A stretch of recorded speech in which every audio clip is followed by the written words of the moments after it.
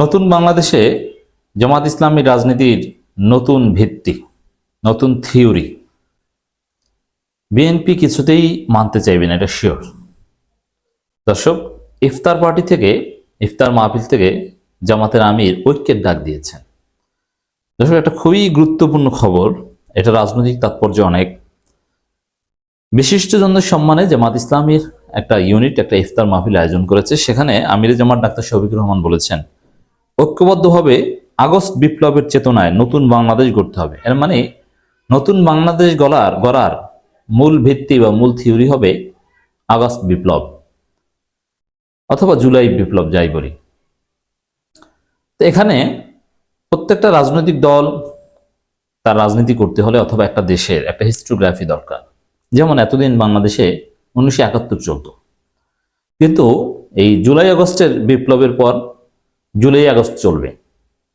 আমির জামাত এটাই বোঝাতে চেয়েছেন। 71, 47 এগুলো তো আছেই, সেগুলো তো ওয়েল এস্টাবলিশড, এগুলো সবাই মেনে নিয়েছে এবং সেটা পাস্ট। এখন রিসেন্ট পাস্ট আমাদের চোখের সামনে যেটা, সেই জুলাই আগস্ট বিপ্লবকে ধারণ করে আমাদের চলতে হবে। এর মানে আগামী দিনে জামাত ইসলামী, যেমন দেখেন আওয়ামী লীগ বা বিভিন্ন দল এত বছর কিভাবে রাজনীতি করছে। 1971 সালে আমরা এই করেছি সেই করেছি, এমনকি জামাতও বলতো যে আমাদের দলে মুক্তিযোদ্ধা আছে, আমরা মুক্তিযোদ্ধাদের সম্মান করি, আমরা এটা করি সেটা করি, সবাই, জামাত সহ সবাই। কিন্তু এখন জামাত চায় যে রাজনীতি হবে জুলাই আগস্ট বিপ্লবের উপর ভিত্তি করে। এরকম বলবে যে আমরা এই জুলাই আগস্টে এটা করেছি সেটা করেছি, আমাদের এই কজন শহীদ হয়েছে। জামাতের আগামী দিনের রাজনীতি জামাত ফ্রেম করতে চাচ্ছে জুলাই আগস্ট বিপ্লবের উপর ভিত্তি করে। এখন এটা বিএনপি কিছুতেই মানবে না। এই জন্য বিএনপি জুলাই আগস্টকে ভুলিয়ে দিতে চায়, জুলাই আগস্টকে ছোট করছে। অন্য অন্য গণ অভ্যুত্থান এটা আগেও হয়েছে, এরকম মানে একটা সিম্পল একটা ঘটনা হিসেবে দেখাচ্ছে। যেমন 1990-এর গণ অভ্যুত্থান, এটা বাংলাদেশের রাজনীতি ওইরকম আলাদা কোনো স্থান করে নিতে পারেনি যে ওটার উপর ভিত্তি করে একটা নতুন বাংলাদেশ হবে অথবা নতুন কোন রিপাবলিক হবে। কিন্তু 24-এর ঘটনা কিন্তু সেরকম হতে যাচ্ছে। এই জন্য বিএনপি এটা মানতে পারছে না, এটা ভুলিয়ে দিতে যাচ্ছে। কারণ বিএনপিকে যদি রাজনীতি করতে হয়, জামাত বিরোধিতা, ইন্ডিয়ার সাথে যেহেতু তারা লেসপেন্সারে চুক্তি করেছে, এটা যদি টিকিয়ে রাখতে হয় তাহলে তো জামাতের বিরুদ্ধে বলতে হবে। আর জুলাই আগস্ট ভিত্তিক রাজনীতি চালু হলে 71 এমনিতেই অনেকটা গুরুত্বহীন হয়ে যায়, বা 71 নিয়ে ব্যবসা করার সুযোগ থাকে না, তাহলে ভারতের দালালি করার আর উপাদান তো থাকে না। এই জন্য বিএনপি এটা কিছুতেই মানবে না। কিন্তু বাস্তবে এটাই হবে, আগামী দিনের রাজনীতি হবে। 5, 10, 15, 20, 30, 40 বছর পরও দেখবেন যে এই জুলাই আগস্টে কে কি করেছে, জুলাই আগস্টে কে কার পক্ষে ছিল, এগুলো নিয়ে রাজনীতি হবে। কার অবদান কত বেশি ছিল, এরাই একদিন ক্ষমতায় যাবে। 71 যাদের রক্ত ঝরেছিল তারা যেরকম অনেক বছর ক্ষমতায় ছিল, ঠিক তদ্রুপ এই জুলাই আগস্টে যাদের রক্ত ঝরেছে তারাও বাংলাদেশের রাজনীতি ক্ষমতায় যাবে এবং ইতিহাসে তাদেরকে সেভাবে মূল্যায়ন করা হবে। সরকারি সিদ্ধান্তেও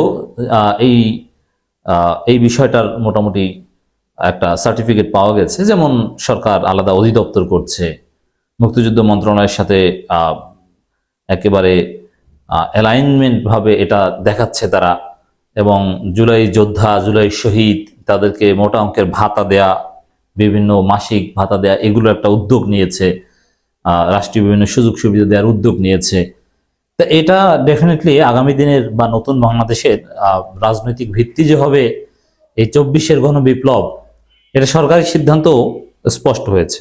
অতএব বিএনপি এটা যতই ভুলিয়ে দিতে চাক, বিএনপি ক্ষমতায় আসলে ও জুলাই আগস্টকে ধারণ করেই আসতে হবে। আর জুলাই আগস্টে বিরোধিতা করলে ক্ষমতা থাকতেই পারবে না। যেরকম 71 বিরোধিতা করে ক্ষমতা আসতে পারেনি কেউ, ওইরকম বিষয়টা এরকমই হবে অনেকটা। আগস্ট বিপ্লবের চেতনায় নতুন বাংলাদেশ গড়ার প্রত্যয়ে দল মত নির্বিশেষে সবাইকে ঐক্যবদ্ধ হওয়ার আহ্বান জানিয়েছে বাংলাদেশ জামাত ইসলামী আমির ডাক্তার শফিকুর রহমান। তিনি বলেন, স্বাধীনতার পর এই যে এটার উপর ভিত্তি করে ঐক্যের ডাক, এটাও তাৎপর্যপূর্ণ। মানে এর বাইরে যারা যাবে তাদের সাথে ঐক্য নয়। জুলাই আগস্ট বিপ্লবকে যারা ভুলিয়ে দিতে চাইবে, অস্বীকার করবে, তাদের সাথে কিন্তু ঐক্য নয়। তিনি বলেন, স্বাধীনতার পর দেশ কখনো জাতীয়তাবাদ, কখনো ধর্মনিরপেক্ষতাবাদ, আবার কখনো সমাজতান্ত্রিক আদর্শের মাধ্যমে শাসিত হয়েছে। মূলত কোরআন দিয়ে দেশ শাসন না হওয়ার কারণে দেশে ঘুষ, দুর্নীতি, হত্যা, সন্ত্রাস, নৈরাজ্যের অভয়ারণ্য পরিণত হয়েছে। অদ্ভুত দেশকে অবশাসন দুঃশাসন মুক্ত করতে হলে দেশকে ইসলামী কল্যাণ রাষ্ট্রে পরিণত করতে হবে। এটা জামাত ইসলামীর দীর্ঘমেয়াদী পলিটিক্যাল ভিশন, কোরআন দিয়ে দেশ শাসন করা, বা এই কথাগুলোর মধ্যে নানান শর্টকামিংস রয়েছে, কিন্তু জামাত এটা বলবে, এটা তাদের রাজনীতি। যদিও নির্বাচনী রাজনীতিতে সরাসরি কোরআন দিয়ে দেশ শাসনের কথা কিন্তু জামাতও বলে না কিংবা বলবে না। জামাতের আমির বলেন, জীবনের সব ক্ষেত্রে পরিপূর্ণভাবে ইসলামের অনুসরণ করতে হবে, অন্যথায় আমাদেরকে আল্লাহর পক্ষ থেকে কঠোর শাস্তির মুখোমুখি হতে হবে। দেশে এমন লোকের শাসন প্রতিষ্ঠিত হতে হবে যারা আল্লাহকে ভয় পান। সেই বৈশিষ্ট্যের লোক তৈরির জন্যই আল্লাহ আমাদেরকে রমজানের মতো নিয়ামত দান করেছেন।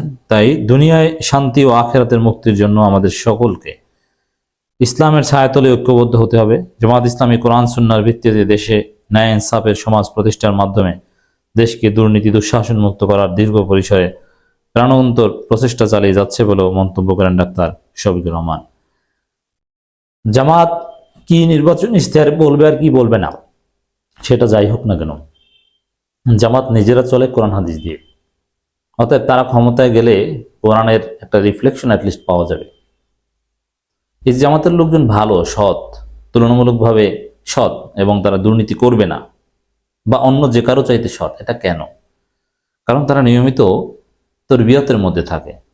কোরআনের দার্স, হাদিসের দার্স এবং রিপোর্ট সিস্টেম, এগুলোর মধ্য দিয়ে একটা চেকস অ্যান্ড ব্যালেন্সের মধ্যে থাকে, যার ফলে তাদের মধ্যে তাকওয়া গ্রো করে। এই লোকগুলো যদি রাষ্ট্র ক্ষমতায় যেতে পারে তাহলে রাষ্ট্রে তার ছাপ অবশ্যই আপনারা দেখবেন। ডাক্তার শফিকুর রহমান বলেন, রোজা একটি অতি গুরুত্বপূর্ণ ইবাদত, মধ্যে ইসলামী মানব জীবনে সব সমস্যার সমাধান দিয়েছে। অন্য মতবাদের তা কোনোভাবেই সম্ভব না। ইসলামের বিভিন্ন বিষয়কে সবসময় কোরআন সুন্নাহর সাথে রিলেট করে সমসাময়িক বিষয়ের জন্য উপস্থাপন করতে পারাটাই জামাত ইসলামের একটা বিশেষত্ব। এটা জামাত করে। এই রোজাকেও আমাদের বাস্তব জীবনের সাথে রিলেট করে উপস্থাপন ডাক্তার শফিকুর রহমান করেছেন। যাই হোক দর্শক, ঐক্যের ডাক দিয়েছেন। আগামী দিনের নতুন বাংলাদেশের রাজনীতি হবে জুলাই আগস্ট ভিত্তিক রাজনীতি।